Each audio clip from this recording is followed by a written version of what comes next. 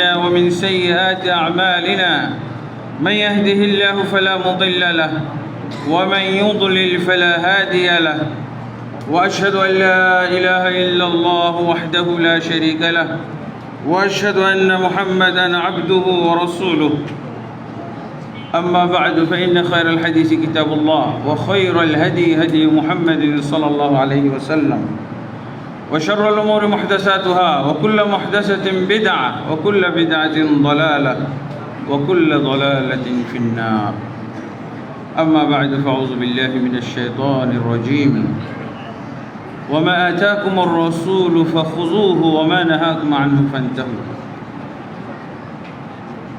وقال سبحانه فلا وربك لا يؤمنون حتى يحكموك فيما شجر بينهم ثم لا يجد في أنفسهم حرجا مما قضيت ويسلموا تسليما وقال النبي صلى الله عليه وسلم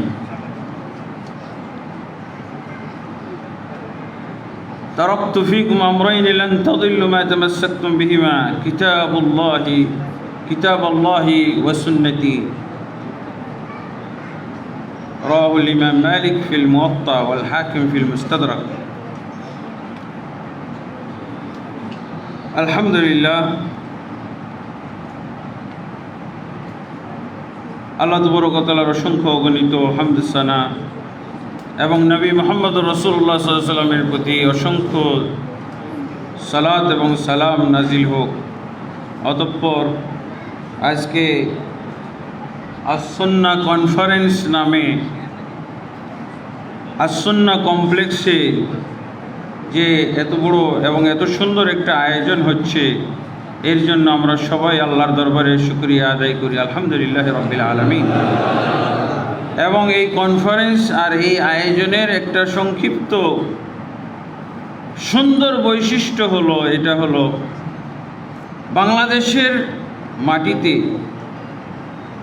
বাংলাদেশের প্রেক্ষাপটে এটা হলো ঐক্যভিত্তিক একটি কনফারেন্স, একটি ইসলামী অনুষ্ঠান।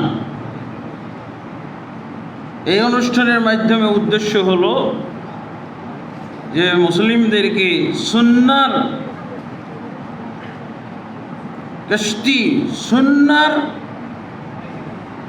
জাহাজের উপরে সবাইকে উঠানো। মানুষ তো পীরের জাহাজে উঠে, আর আমরা আলহামদুলিল্লাহ আমাদের এই আয়োজন হলো সুন্নাহর জাহাজে উঠানো। সুন্নাহটা হলো নূহ নবীর জাহাজের মতো, বড় নৌকার মতো। যারাই এর উপরে উঠেছিল তারাই নাজাত প্রাপ্ত হয়েছিল। আলহামদুলিল্লাহ সুন্নাহ হলো নাজাত পাওয়ার জাহাজ। এটা সবার জন্য উন্মুক্ত। যারাই সুন্নাহ পছন্দ করে, যারাই সুন্নাহর ভক্ত, যারাই সুন্নাহর অনুসরণের দাবি করে, যারাই সুন্নাহকে পছন্দ করে এবং মহব্বত করে, আল্লাহ তাবারক ওয়া তাআলা কবুল করুন, আল্লাহুম্মা আমিন। এরপরে সরাসরি আমি আমার বিষয়ে চলে আসি। সময় তো কম জানেন। আলহামদুলিল্লাহ আমার বিষয় দেওয়া হয়েছে সুন্নাহ অস্বীকারীদের নতুন কৌশল। তো নতুন কৌশল আর পুরান কৌশল, নতুন কৌশল আসলেই তো পুরান কৌশলও জানা দরকার, নাহলে নতুনটা বুঝবেন না পুরানটা না বুঝলে, আবার পুরানটা বোঝা যাবে না নতুনটা না বুঝলে। তো নতুন আর পুরান একটা জিনিস। তো আমি এই বিষয়বস্তু নিয়ে একটু কথা বলবো, যেমন একটু বললাম। আর একটু হলো যে সুন্নাহ অস্বীকারীদের নতুন কৌশল। তো সুন্নাহ স্বীকার করা আর অস্বীকার করা দুইটা কিন্তু ভাষা আছে। আপনি অস্বীকার করেন না কিন্তু স্বীকারও করেন না, এটা আর এক যন্ত্রণা। কিন্তু সুন্নাহ অস্বীকার করা তো অবশ্যই যন্ত্রণাদায়ক, অবশ্যই বিপজ্জনক, কিন্তু সুন্নাহকে অস্বীকার না করেও আপনি কি করছেন, স্বীকার করেন না, এরকম বড় বিপদ না। যদি সুন্নাহ হয় তাহলে অবশ্যই সুন্নাহকে অস্বীকার করা এটাই যেমন অপরাধ, সুন্নাহ জানার পরও সেটাকে স্বীকার না করা এটাও কিন্তু কম বড় অপরাধ না। আপনি সুন্নাহ পেয়েছেন, সুন্নাহ পড়লেন, সুন্নাহ জানলেন, কিন্তু আপনার বাধা কিসের? ও বাধা আছে, একটু বাধা। আগে হুজুরকে জিজ্ঞেস করি, হুজুরকে জিজ্ঞেস করি, পীর সাহেবকে জিজ্ঞেস করি, নেতাজিকে জিজ্ঞেস করি, মানা যাবে কি না? হ্যাঁ, এরকম বড় অপরাধ না। আপনি সুন্নাহ পারলেন, অস্বীকার করতেছেন না, কিন্তু হুজুরের সাথে পরামর্শ করতেছেন। দরবারে যাই, আগে পীর সাহেবকে জিজ্ঞাসা করি উনি অনুমতি দেয় কি না। ঠিক আছে, এই কথাগুলো আমরা বিষয়বস্তুর মধ্যেই বলছি। আর একটা হলো, এখানে সুন্নাহ অস্বীকারের অর্থটা কি? সহিহ সুন্নাহ অস্বীকার করা। সহিহ সুন্নাহকে অস্বীকার করাটা হলো অপরাধ, অন্যায়। কিন্তু জয়ীফ জাল সুন্নাহ যদি হয় তাহলে তো এটা অস্বীকার করতেই হবে, এটা ঈমানের দাবি। এটা অবশ্যই আমাদের কাছে দাবি রাখে। যেগুলো জয়ীফ জাল সুন্নাহ, এইগুলো কি আমরা অস্বীকার করব না? এগুলো অস্বীকার করতে হবে, এগুলোকে প্রত্যাখ্যান করতে হবে, এগুলোর সাথে কোনো আপোষ নাই। তুমি জয়ীফ জাল সুন্নাহ আমাকে মানাইবা, এখানে আমি নাই। তাহলে এখানে ক্লিয়ার হয়ে গেল, সুন্নাহ বলতে আমরা সুন্নাহর অস্বীকার বলতে কি বুঝাচ্ছি? সহিহ সুন্নাহ। তারপরে আর একটু কথা আছে যে সুন্নাহর সংজ্ঞা আগে আমাদের ঠিক করতে হবে। সুন্নাহর সংজ্ঞাটা কি? সুন্নাহর সংজ্ঞার মধ্যে দেখা যায় যে কিছু গ্রহণযোগ্য সংজ্ঞা আছে, যেটা আলেম ওলামাদের কাছে পরিচিত সংজ্ঞা। মুহাদ্দিসিনে কেরামের দৃষ্টিতে সংজ্ঞা সুন্নাহ কাকে বলে, উসুলিনদের দৃষ্টিতে সংজ্ঞা, সুন্নাহর সংজ্ঞা কি এটাও সুপরিচিত। তারপরে ফুকাহাদের নিকটে সুন্নাহর সংজ্ঞা কি এটাও পরিচিত। কিন্তু তারপরে সালাফে সালেহিন বা আহলুস সুন্নাহর নিকটে সুন্নাহর সংজ্ঞা কি এটাও আমাদের কাছে পরিচিত। কিন্তু সুন্নাহর এমন এমন কিছু সংজ্ঞায় বর্তমান যুগে দেওয়া হচ্ছে যে এই সংজ্ঞা এই চার গ্রুপের সালাফরা, চার গ্রুপের আলেমরা কেউই চিনে না, এমন কিছু সংজ্ঞা বর্তমান যুগে দেওয়া হয়। কি বলছে? যে আমাদের হাদিস মানা যাবে না, সুন্নাহ মানতে হবে। কি আবার কি জিনিস রে ভাই? হ্যাঁ, হাদিসের মধ্যে কি সুন্নাহ নাই? আপনার এই ওয়াজ শুনতেছেন, বিশাল বিশাল আলেমরা বলতেছে যে হাদিস মানা যাবে না, সুন্নাহ মানতে হবে। তাহলে বোঝা যায় তাদের কাছে সুন্নাহর সংজ্ঞাটা কি। সংজ্ঞাটা এটা একটা ভুঁইফোর সংজ্ঞা, জঙ্গল থেকে আবিষ্কৃত একটা সংজ্ঞা, সমুদ্রের তলদেশ থেকে, পাতাল থেকে একটা আনা সংজ্ঞা। এটা সুন্নাহ মানব, হাদিস মানব না। আর ওদের নিকটে এই কথা শুনলে আবার হাদিসের সংজ্ঞা নিয়েও পেশ লেগে যায়। তাহলে ওদের কাছে হাদিসের সংজ্ঞাটা আবার কি? ওদের বক্তব্য শুনতে যে পাওয়া যায়, ওরা হাদিস বলতে বুঝে কি? হাদিস বলতে বুঝে যেই হাদিসগুলো মনসুখ হয়ে গেছে। হ্যাঁ, এই জন্য ওরা বলছে আহলে হাদিস নামটাই ভ্রান্ত। কারণ কি? হাদিস অর্থ হলো মনসুখ হাদিস। হাদিস অর্থ হলো এমন হাদিস যেগুলোর আমল নাই, অথবা যেগুলো আল্লাহ রসুলের সাথে বিশিষ্ট।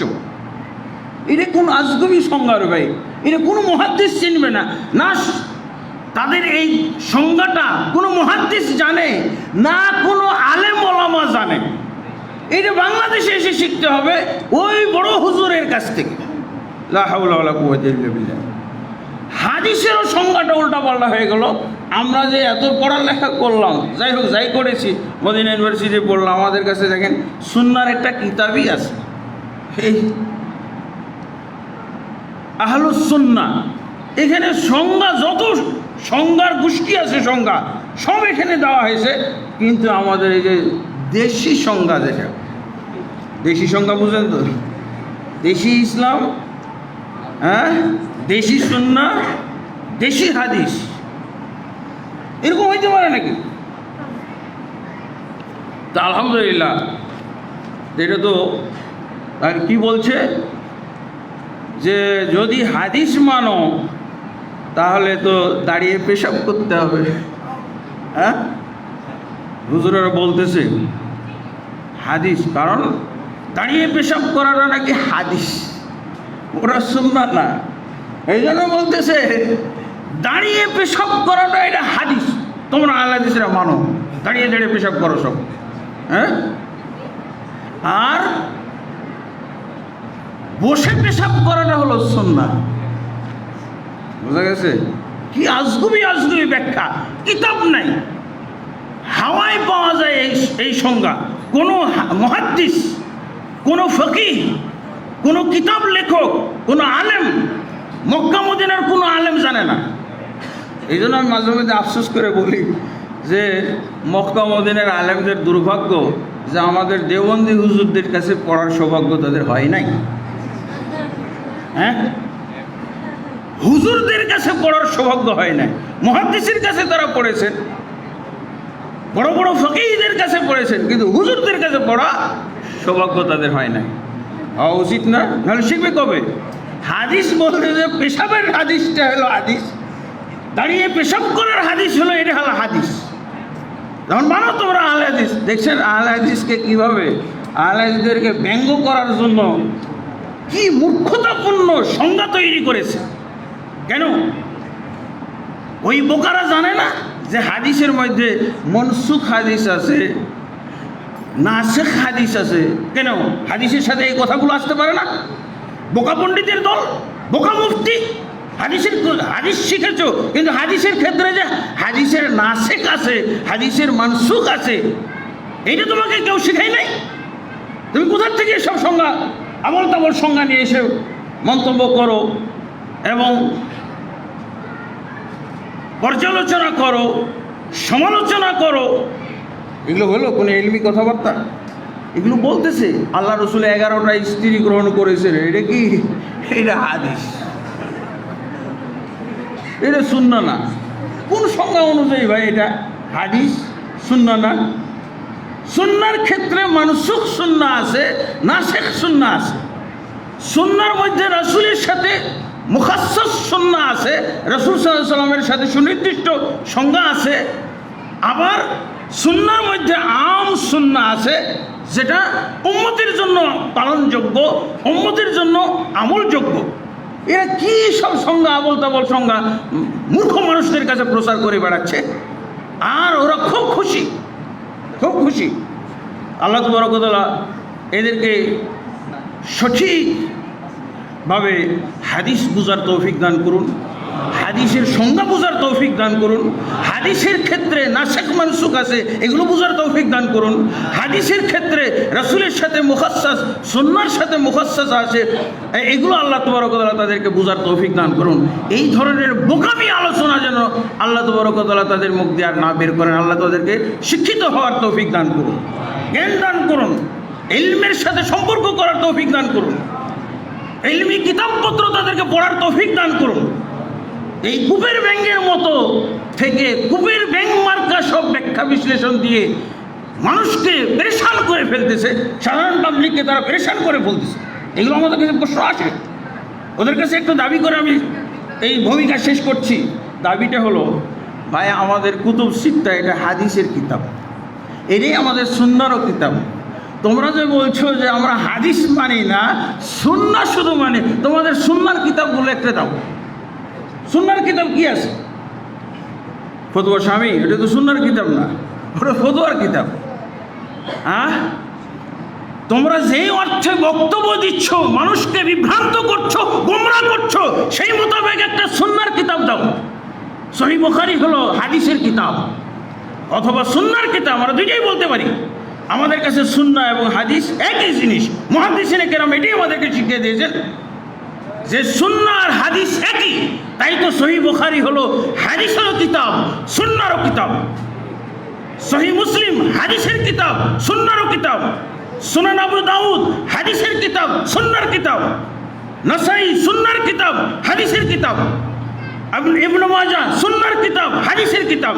এবার তোমরা নিয়ে আসো হাদিসের কিতাব, তোমরা হাদিস মানো না, সুন্নাহর একটা কিতাব বলো। মূর্খতার একটা সীমা আছে ভাই।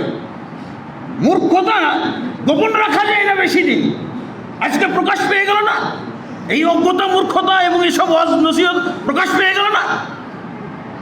মনে করছে কূপের ব্যাংক, কূপের মধ্যে আমি এগুলো বললাম, এগুলো প্রচার হবে না। সত্যিকার যারা আলেম ওলামা, যাদের কাছ থেকে আমরা লেখাপড়া করেছি, এগুলো যদি আরবিতে ট্রান্সলেশন হয় এই বক্তব্যগুলো, কি বলবে যে ওই দেশের মূর্খগুলোই তাহলে মুহাদ্দিস নাকি?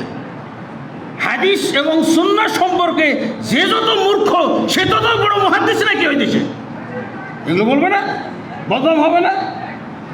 আল্লাহ আমাদেরকে হেদায়েত দান করুন, বুঝার তৌফিক দান করুন, উদারতা দান করুন, সংকীর্ণতা দূর করুন, আল্লাহ আমিন। এরপরে আসি, যেটা বলতে চাচ্ছিলাম, এখন তো বিষয় বিশ্লেষণই হলো। আলহামদুলিল্লাহ,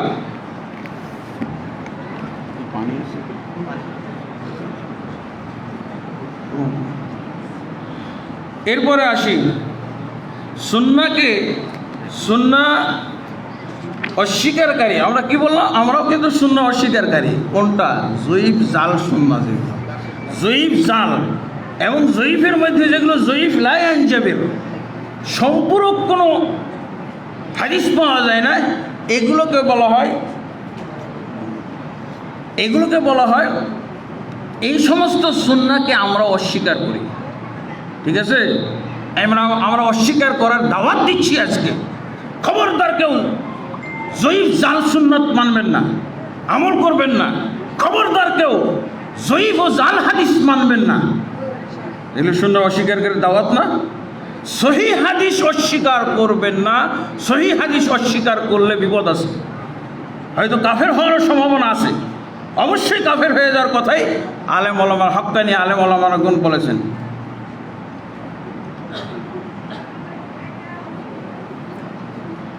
আলহামদুলিল্লাহ, তা আমরা এখানে বলা হচ্ছে নতুন কৌশল, সুন্নাহ অস্বীকারের নতুন কৌশল, মানে যেগুলো আগে ছিল না। আগে কি কৌশল ছিল এগুলো একটু শুনে নেন, তাহলে এগুলোর সাথে মিলাইলে আপনার ব্যালেন্স বাড়বে। সুন্নাহকে অস্বীকারীদের পুরাতন দল হলো রাফেজা, শিয়া, সুন্নাহ অস্বীকার করা। মুতাজিলা, খাওয়ারিজ, খারেজি দল আমরা যারা বলি, জাহমিয়া, তারা তো শুধু সুন্নাহই অস্বীকার করে না, কোরআনও অস্বীকার করে ফেলে। কোরআনের আয়াতুস সিফাতকে অস্বীকার করে। আসহাবুর রায় এরা, তারপরে ফলাসিফা, তারা দর্শনবিদ, এরাও সুন্নাহ অস্বীকার করে। আল মুতাকাল্লিমুন, বাকওয়াসওয়ালারা, খালি বক বক বক বক বক বক করে কথা।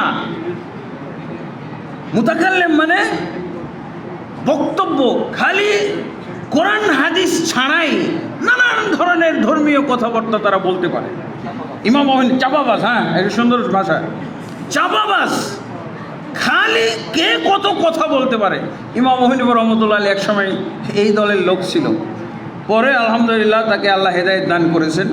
হয়তো বহুদিন এই দলে না কাটাইলে আরও ওনার কাছে হাদিসের কিতাবও হয়তো আমরা পাইতাম। যেমনভাবে ইমাম মালিক, ইমাম শাফি, ইমাম আহমদ বিন হাম্বলের কাছে হাদিস, কিন্তু তার জীবনের অনেক বড় একটা অংশ মুতাকাল্লিমদের সাথে চলাফেরা করতে, এবং সেই সময় সে কথাবার্তা বলার দিক দিয়ে, যুক্তি তর্কের দিক দিয়েও কিন্তু তিনি ছিলেন অগ্রণী। শেষ। আচ্ছা, ঠিক আছে, এবার তাহলে শুনি নতুন কৌশল তো অনেক ধরনের আছে। ইদানিং আমরা শুনতেছি কোরআনী দল, এরা সুন্নাহ অস্বীকার করে। সুন্নাহ অস্বীকার বলতে আমরা কি বুঝাই? সহি সুন্নাহ, সহি সাবিত সুন্নাহকে যারা অস্বীকার করে, এরা বলে যে আমরা শুধু কোরআন মানি, হাদিস মানি না। আল্লাহ রসুল সাল্লাল্লাহু আলাইহি সাল্লামের ভবিষ্যৎবাণী অনুযায়ী এরা হলো সেই দল যারা আল্লাহ রসুল সেই যুগেই বলে গেছেন কোরআন মানবে, হাদিস মানবে না, সুন্নাহকে তারা মানবে না, অস্বীকার করবে। এরা সেই দল। তো বর্তমান যুগে আমরা দেখতে পাই বিভিন্ন এলাকা থেকে আমাদের কাছে খবর আসছে যে অমুক পণ্ডিত, এদের মধ্যে অধিকাংশই দেখবেন 99% জেনারেল শিক্ষিত পণ্ডিত, হ্যাঁ, সুন্নাহকে অস্বীকার করে, বলে কোরআনই যথেষ্ট। আর কোরআন দ্বারা তারা কোরআনের মাধ্যমে নানান ধরনের ব্যাখ্যা বিশ্লেষণ করে আর মানুষকে বিভ্রান্ত করে। যারা কোরআন মানার দাবি করে সুন্নাহ মানে না, রাসূলের হাদিস মানে না, তাদের অবশ্যই আমরা বাতিল মনে করি, কাফির মনে করি, মুরতাদ মনে করি। কারণ সুন্নাহ অস্বীকার করলে প্রকারান্তরে কোরআনকেই তো অস্বীকার করা হয়। আল্লাহ রসুল সাল্লাল্লাহু আলাইহি সাল্লামের কোরআনের একটা দিক হলো সুন্নাহ। উকবা বিন আমির রাদিয়াল্লাহু বলছেন, কানা জিবরিল ইয়ানজিলু বিসুন্নতি কামা ইয়ানজিলু বিল কোরআন। জিবরিল আলাইহিস সালাতু ওয়াস সালাম সুন্নাহ নিয়েও নাজিল হতেন যেভাবে কোরআন নিয়ে নাজিল হতেন। মুসন্নাফ ইবনে আবি শাইবার মধ্যে এই হাদিসটি এসেছে সহিভাবে।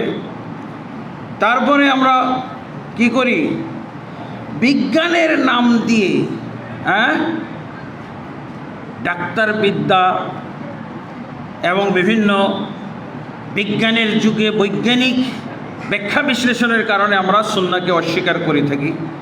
হ্যাঁ, যেমন বর্তমান যুগে আমাদের সমাজে একজন ডাক্তার, হ্যাঁ, হাদিসের সনদ মতন নিয়ে, হ্যাঁ, সেই কথা বলে। আর কি বলতেছে, হাদিস পণ্ডিতি কথা, যে সমস্ত হাদিস কোরআনের সাথে মিলবে না, সেটা সহিহ বুখারী হোক, মুসলিম হোক, আবু দাউদ, তিরমিজি, সমস্ত মুহাদ্দিসিনে কেরাম ঐক্যমত হোক, হাদিস মুতাওয়াতির হোক, সহিহ হোক, মাশহুর হোক, যাই হোক না কেন, যদি কোরআনের সাথে না মিলে তাহলে ওই হাদিস বাতিল। উনি কে? ওনার যৌক, ওনার এই রুচি, ওনাকে নির্ণয় করার জন্য কে দায়িত্ব দিল? তার বুদ্ধি, বিবেক, তার বুঝ, ব্যবস্থা সবই তো বাতিল হইতে পারে। সুন্নাহর উপরে উনি হুকুম করবে, উনি বিধান জারি করবে, এটা তাকে কে অধিকার দিল? অতএব মুতাজিলাদের সাথে তার এই বক্তব্য মিলে যায়। বর্তমান যুগের মুতাজিলা ছিল পুরান যুগের, কিন্তু বর্তমান যুগের হলো, সে বলতে চায় যে কোরআনের বিপরীত যে কোনো হাদিস যদি হয়ে যায় তাহলে সেই হাদিস বাতিল। তো এটাকে, এই বুঝটা কোথার থেকে আসবে? ওই ডাক্তারের ব্রেন থেকে এই বুঝ আসবে? কোরআন বিরোধী সুন্নাহ বোঝার জন্য ওই ডাক্তারের ব্রেন আমার লাগবে নাকি? ডাক্তারি ব্রেন দিয়ে চলবে? এটা হলো অবশ্যই মনোবৃত্তি নিঃসৃত বুঝ ব্যাখ্যা। এটা হলো অবশ্যই হাদিস অস্বীকার করার একটা নতুন সংস্করণ, লেটেস্ট একটা ধ্যান ধারণা এবং মতবাদ। এই মতবাদ থেকে মুসলমানদেরকে দূরে থাকতে হবে, অবশ্যই দূরে সরতে হবে। তা আলহামদুলিল্লাহ, এখানে একটা, তারপরে বর্তমান যুগে আরেকটা আমরা কৌশল দেখতেছি, বলতেছে জেনারেল শিক্ষিত যারা দাওরা হাদিস পাশ করেননি, যারা কওমি মাদ্রাসায় দাওরা হাদিস করেননি, তারা কোরআন হাদিসের তরজমা বুঝতে চায় না। হ্যাঁ, শুনছেন? এটা বর্তমান যুগের কৌশল, মুফতি, মুহাদ্দিস, পীর, মুর্শিদ, বড় হুজুরের কৌশল। সুন্নাহ অস্বীকার করার এটা কৌশল একটা। জনসাধারণ যাতে বলতেছে কি, জনসাধারণ জেনারেল শিক্ষিত তারা খবরদার কোরআন হাদিসের তরজমা এবং ব্যাখ্যা বিশ্লেষণ নিজেরা পড়তে যাবেন না। কারণ কি, ঠাকুর হুজুরের কাছে শুধু বুঝে নেবেন। ঠাকুর হুজুর, এগুলো হুজুর হলো ঠাকুর হুজুর না। এইসব বিশ্বাস আলেমদের, এসব চিন্তা, এই সমস্ত দর্শন আলেমদের দর্শন নয়। এগুলো উদ্দেশ্য প্রণোদিত, উদ্দেশ্যমূলক তাদের কথাবার্তা। খবরদার, 1 পাস হন, 2 পাস হন, ম্যাট্রিক পাস হন, আপনি যদি বাংলা পড়তে পারেন তাহলে অবশ্যই তাফসির কিনে নেবেন। তাফসির আবু বকর জাকারিয়া, হ্যাঁ, তাফসির ইবনে কাসির, সহিহ বুখারী, মুসলিম, কুতুব সিত্তা আপনি বঙ্গানুবাদ হয়ে গেছে। তাহলে ইসলামী ফাউন্ডেশনে যে জিজ্ঞেস করেন, এগুলোকে আপনারা পড়ার জন্য অনুবাদ করেছেন নাকি এগুলো বাক্সের মধ্যে রেখে দেওয়ার জন্য অনুবাদ করেছেন? জিজ্ঞেস করেন ওদেরকে। এই হুজুরগুলোকে সাথে দিয়ে যাবেন। এটা একটা হাদিস অস্বীকার করার অপকৌশল না, নতুন কৌশল। সময় শেষ। হ্যাঁ, এরপরে একটা নতুন আরেকটা লেটেস্ট এই যে দেখছেন, এটা শুধু বলবো। আর একটা সিনাই এই যে হুজুর বলতেছে যে আমাদের হানাফি মাযহাবের কিতাব এগুলো নয়, সহিহ বুখারী, মুসলিম, আবু দাউদ, তিরমিজি, নাসাই, ইবনে মাজাহ।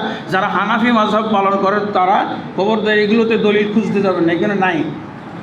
এই যে কে দিয়ে লিখে দিয়েছে, মুফতি মনসুরুল হক, পরিচিত লোকটা, এই দেশের কিনা, মুফতি মিজানুর রহমান কাসেমি এবং সম্পাদনা ও নির্দেশনা মুফতি মনসুরুল হক বলে দিয়েছে যে হানাফি যেসব হাদিসের ভিত্তি করে হানাফি মাযহাবের উৎপত্তি, সেসব হাদিস সিহাসিত্তা হাদিস থেকেও মজবুত ও সহিহ।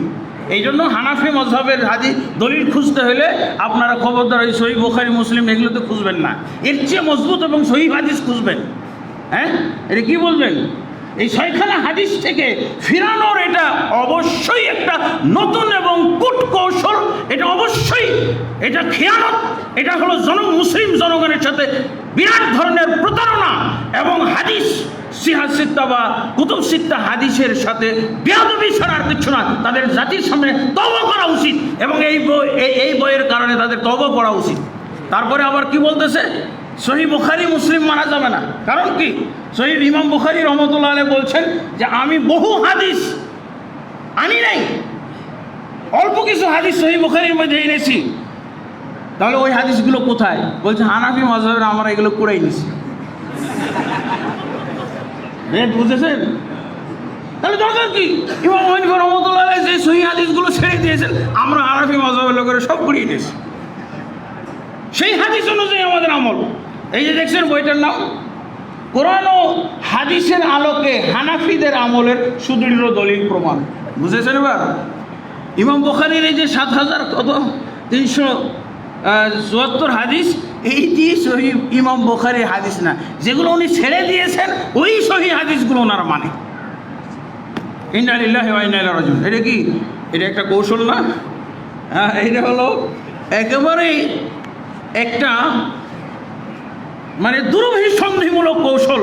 আল্লাহ তাবারক ওয়া তাআলা উম্মতকে, জাতিকে সচেতন হওয়ার তৌফিক দান করুন, সজাগ হওয়ার তৌফিক দান করুন এবং এদের ষড়যন্ত্র, হাদিসের বিরুদ্ধে, সুন্নাহর বিরুদ্ধে ষড়যন্ত্র আমাদেরকে বুঝার তৌফিক দান করুন। আল্লাহুম্মা আমিন। আস্তাগফিরুল্লাহ লি ওয়া লাকুম লিসাইরিল মুসলিমিন ফাস্তাগফিরুহু ইন্নাহু হুয়াল গফুরুর রহিম।